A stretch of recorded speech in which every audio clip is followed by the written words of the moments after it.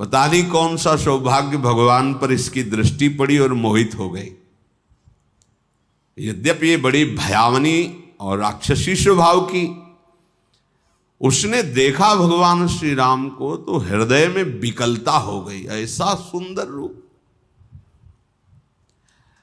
अपने को रोक नहीं पाई। प्रणाम है भैया, भगवान के रूप में कौन नहीं मोहित हो जाएगा, प्रणाम है। पर भाव कुछ दूसरा है इसका, आंतरिक। जैसे प्रेम तो गोपी जनों ने भी किया और प्रेम मथुरा की कुब्जा ने भी किया, पर जय जयकार कुब्जा की नहीं, गोपी जनों की ही। श्री कृष्ण सुखार्थ निष्काम प्रेम गोपी जनों के हृदय में है। और थोड़ा तो इसलिए श्री शुकाचार्य जी ने तो उसके लिए दुर्भगा शब्द का भी प्रयोग किया है, कुब्जा के लिए। गोपी जनों की चरण रज तो बड़े बड़े महापुरुष बंधन करते हैं। प्रभु के रूप को देखकर एक कामाशक्त हो गई, वैसे फिर भी प्रणाम करने लगा योग्य है। कोई ऐसा है ही नहीं, जब काम स्वयं काम से युक्त हो जाए प्रभु को देख के, कोटि काम के मन को मोहित करने वाले प्रभु का रूप है। पर कुछ भाव कुछ दूसरा है। इसके पति का नाम विद्युज्जुहा है। ये काल के राक्षस का प्रधानमंत्री है। रावण ने जब आक्रमण किया तो विद्युज्जुहा ने, प्रधानमंत्री था, उसने कहा कि तुम्हारी जो ये इच्छा है कि संपूर्ण ऋषि मुनियों को नष्ट किया जाए और राक्षसी राज्य हो, इसमें हम सहयोग नहीं करेंगे। ये शूर्पणखा का पति था विद्युज्जुहा। उसकी कोई आज्ञा का उल्लंघन कर दे बर्दाश्त नहीं था, तो रावण ने मार डाला था उसी दिन। अब जब पति को भी मार डाला तो उसके आगे किसका बस क्या है। तो रही थी अपने भाई खर के समीप ही पंचवटी में, पर सोच रही थी कभी ऐसा अवसर आएगा तो तेरा विनाश मेरे द्वारा ही होगा। तूने मेरे पति को मारा। वो राक्षस तो था विद्युज्जुहा, पर धर्मयुक्त था। वो कहता ऐसा नहीं, आप ऋषि मुनियों को मारे, राक्षस राज साबित करें, इस पे हम आपका सहयोग नहीं करेंगे। तो मार डाला उसने, क्योंकि जो अपने स्वार्थ में अंधे होते वो रिश्ते नातों का सम्मान नहीं करते। अब ये स्त्री शरीर में थी तो राक्षसी, पर मन मारे बैठी थी कि कोई हमें ऐसा। अब खर, दूषण, तीसरा, ये सब अनुगामी थे रावण के, रावण की आज्ञा पे चलते थे। तो सोचा कि अगर इनसे भी जरा बोलेंगे तो ये हमें मार डालेंगे। रावण का विरोध कोई कर दे ऐसा है ही नहीं। त्रिभुवन में कोई नहीं था कि उसके खिलाफ कोई बोल सके। अंदर ही अंदर सोच रही कभी तो अवसर मिलेगा, जीवन व्यतीत करूंगी, लेकिन जिस दिन अवसर मिलेगा इसका नाश करवाऊंगी।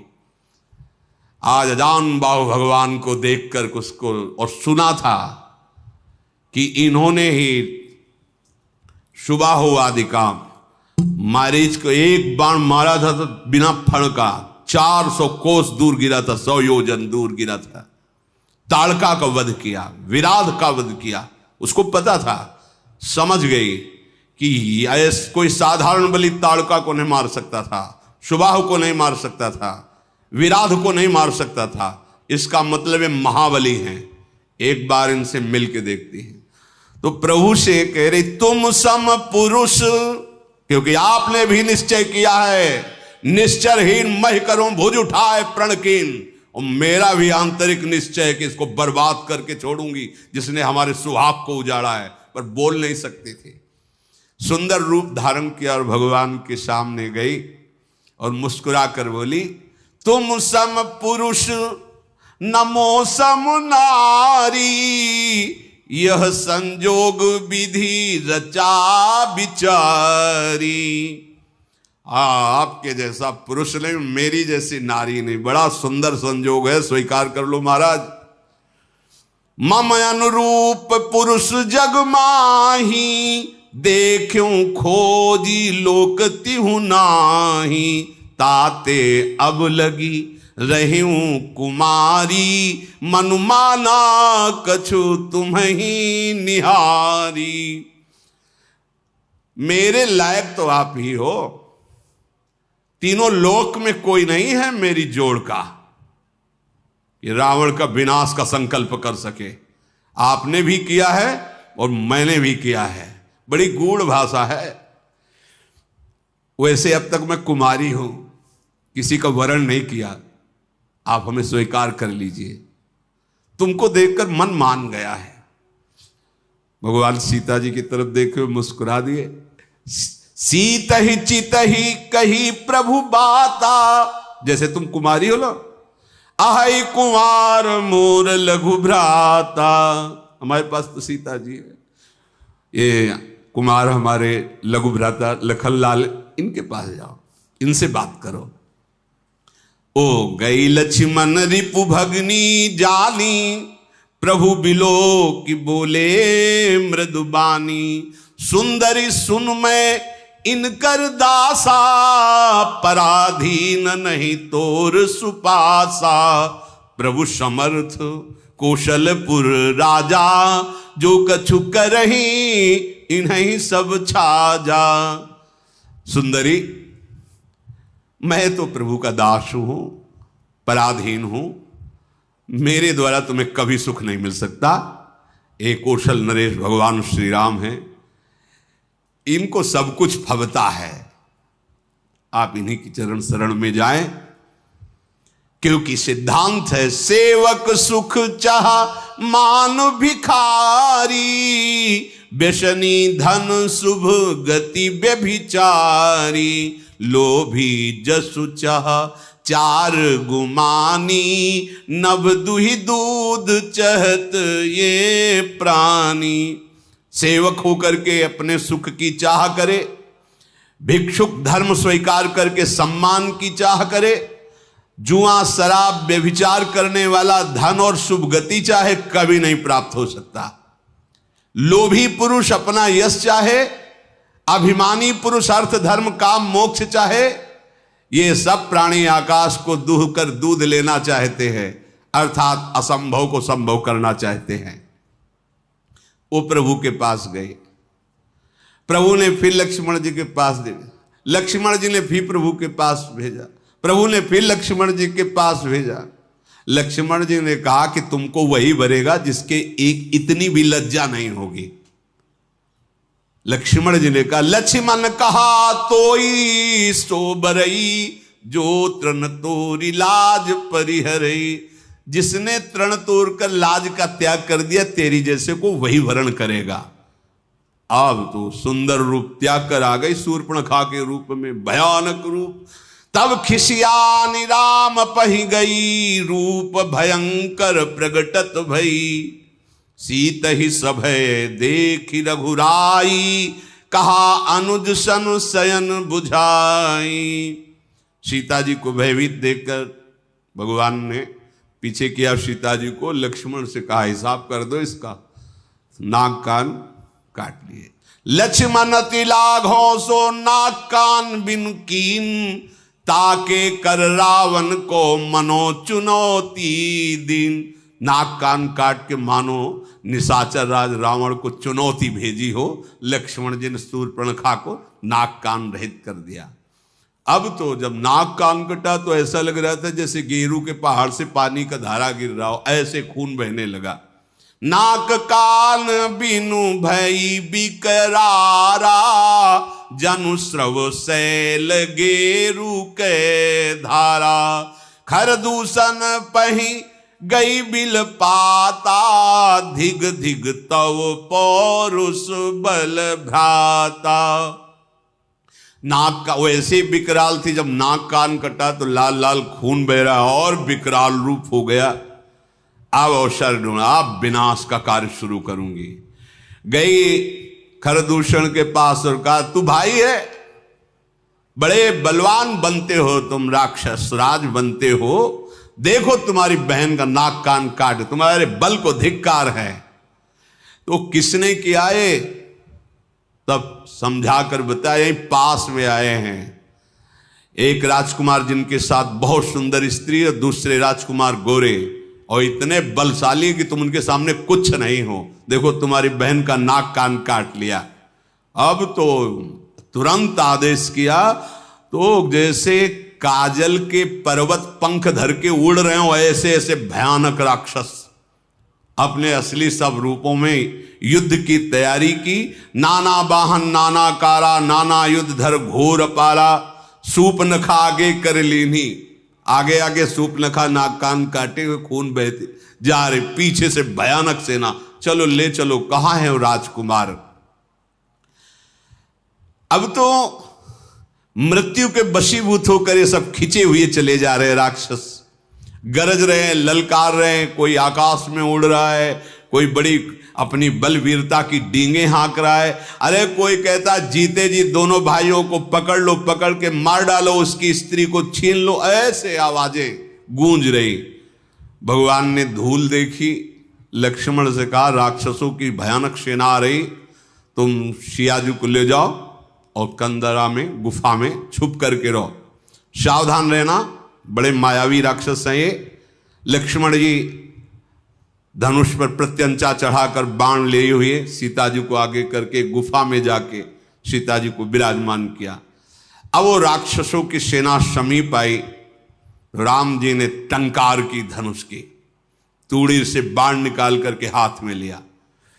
कठिन टंकार सुनते ही कांप गए सारे राक्षस। सारंग धनुष की टंकार भगवान का ये दिव्यास्त्र है। अपने केश पासों को चूड़ा के रूप में, अपने पीतांबर को कमर में कसा।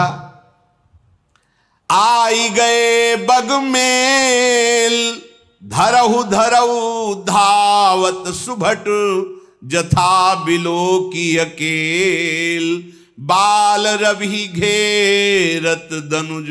पकड़ो पकड़ो, मारो मारो, ऐसा कहते हुए खरदूषण तीसरा पूरी सेना सब नजदीक आ गई। जैसे बाल सूर्य जब उदय होते हैं तो मंदेह नाम के दैत्य मानो घेर लिए हों, ऐसे भगवान को चारों तरफ से घेर लिया।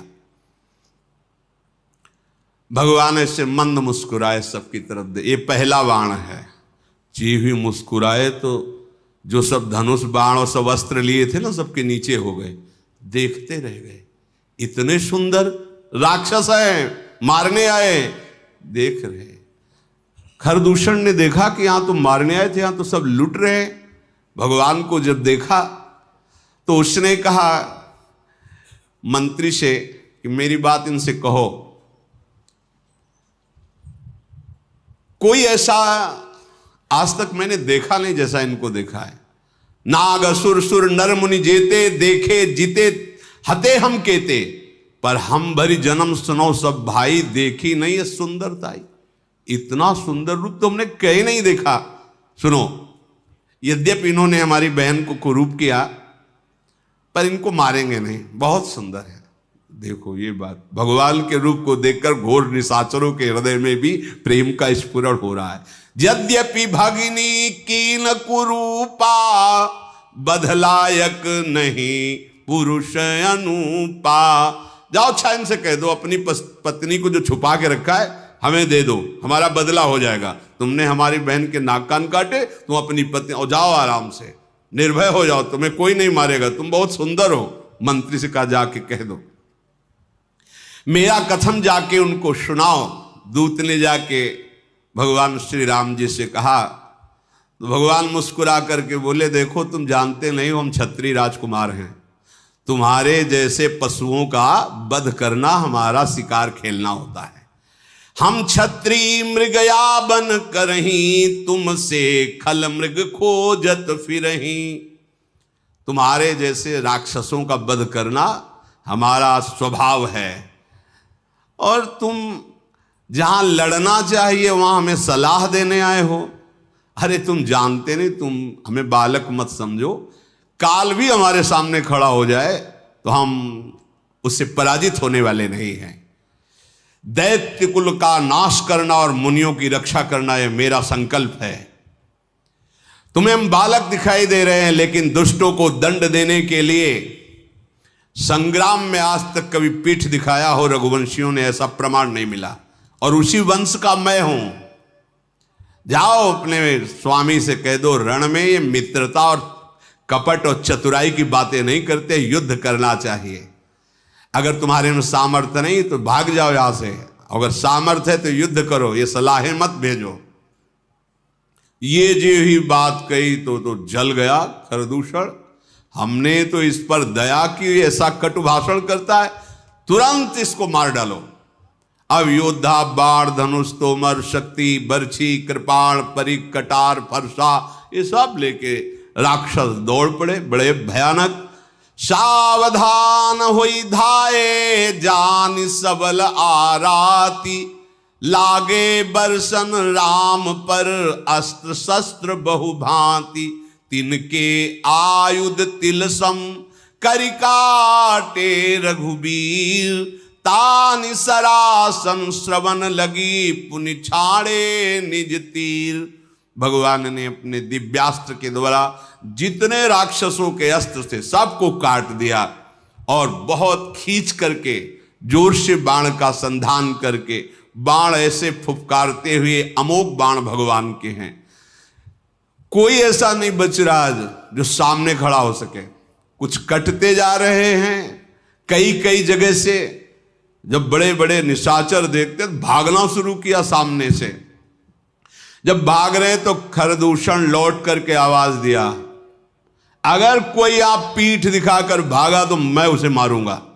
युद्ध में अकेले हैं और इनसे सब पीठ दिखा, आज तक न जाने कितने वीरों को मार के खा गए, मुनियों को खा गए, ये भी मुनि वेश में, इनको तुम पीठ दिखा रहे हो। कुपित जान करके कि हमारा जब स्वामी ही कुपित, फिर लौटे आए, प्रभु कितनी शीघ्र बाण चढ़ाते हैं, संधान करते हैं, किसी को पता भी नहीं चलता। किसी की छाती, किसी का सिर, किसी का भुजा, किसी का हाथ पैर कट कट करके गिरने लगे।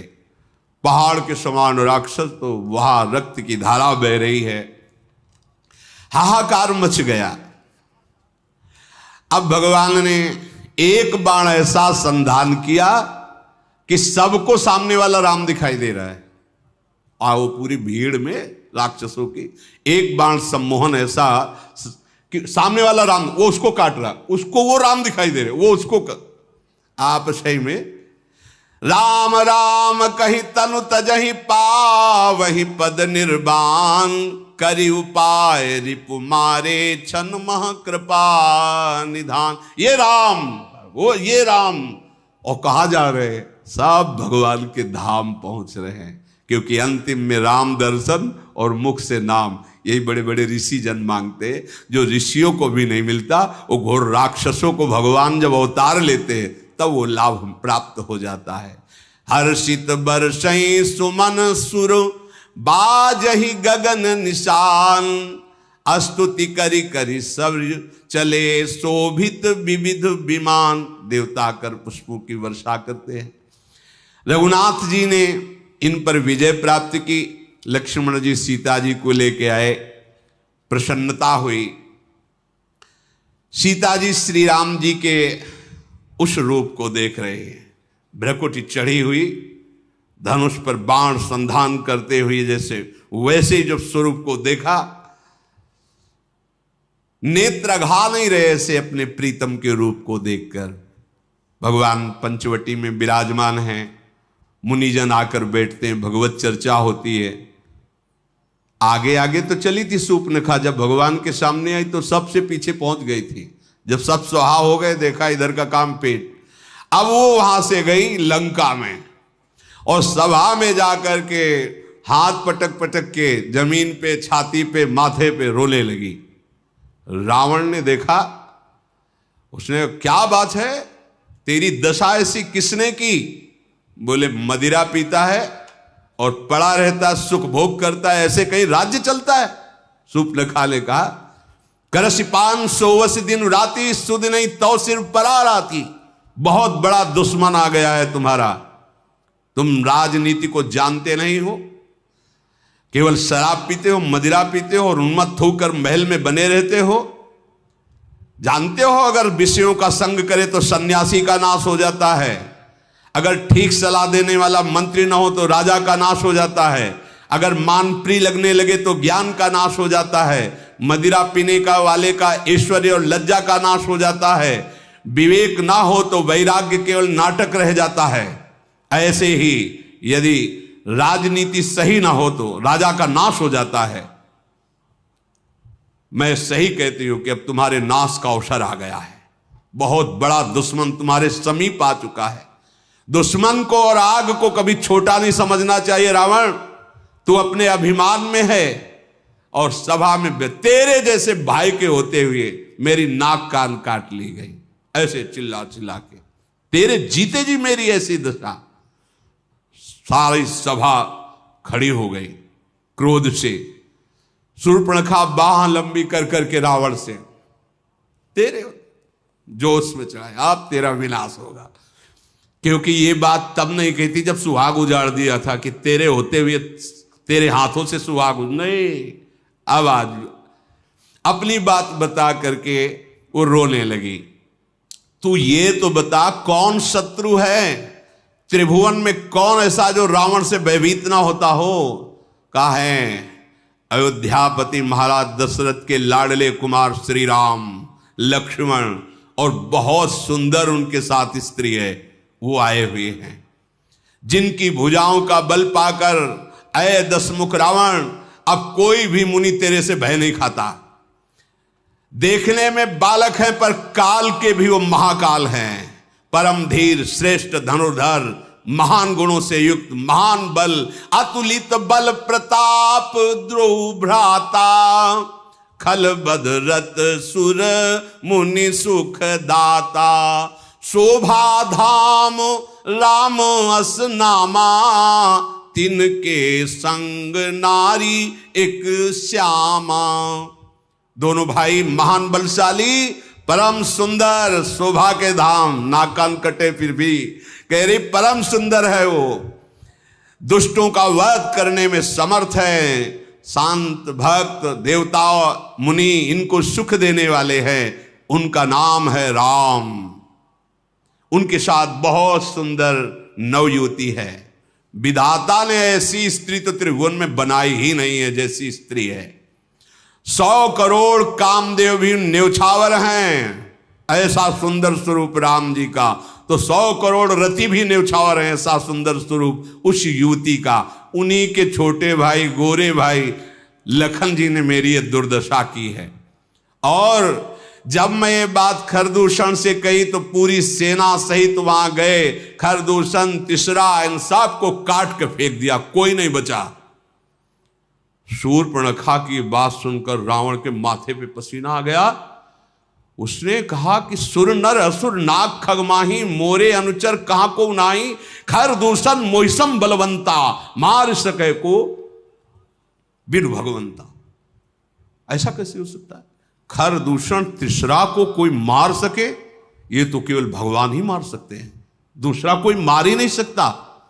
सुर रंजन भंजन मही भारा, जो भगवंत लीन अवतारा। ये कोई साधारण ज्ञानी भी नहीं है, भगवान शिव का ये महान अनन्य भक्त है। अब स्वभाव में राक्षसी प्रवृत्ति है। विचार किया उसने कि खरदूषण, तीसरा, इनको तो भगवान ही मार सकते हैं। और मैंने सुन रखा है ऋषियों से कि भगवान का अवतार होगा जो अपने भक्तों के मन को सुख देने वाले हैं। आहा, जो संसार के भार का हरण करने वाले हैं, उन्हीं भगवान का अवतार। तो क्या उन्हीं भगवान का अवतार हो गया? यदि वो भगवान हैं तो मैं जाई बैर हठि करऊं, प्रभु सर प्राण